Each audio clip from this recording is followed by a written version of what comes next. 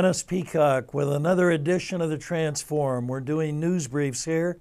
Social Security, the death blow comes. You know, the major principle we're dealing with here is you can't guarantee what you can't pay for. There's a novel idea for the U.S. government and a lot of the states. You can't guarantee what you can't pay for. Now, something that's unsustainable tends to stop. Unfortunately, myths, things that aren't true, propaganda, tend to continue on a lot longer. Now, we've been talking about Social Security for the last 20 years, 25 years. And every time it comes up, almost without exception, the conservatives are viewed as being Chicken Little, the sky is falling, the sky is falling. Well, the sky is falling. The Congressional Budget Office, which again we refer to a lot here on the Transforum because that governmental agency is not politicized. At least it's not supposed to be, and generally the CBO is accurate, or at least tries to be. You know, the original estimate for the fund, the Social Security Fund, was at the beginning of 2010, in that period, it was supposed to be $88 billion in reserve.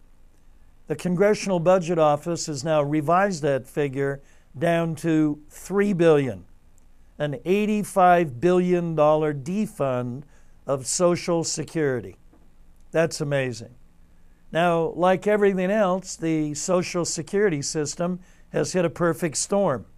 The recession, depressed payrolls, and significant CPI, cost of living increase for Social Security at 5.8%. Those three things coming together have just decimated the fund. Now, the labor force from 1963 to 1990 grew at a rate of, at a low, 1.2%, all the way up to 3.3, almost 3.4. It's destined right now to drop to 0.05. That means that the labor force that is going to be paying for Social Security is dropping at the same time revenues and costs are increasing. We've talked about this before. It's the economics of abortion. 50, 60 million wage earners aborted. Now we're going to deal with it.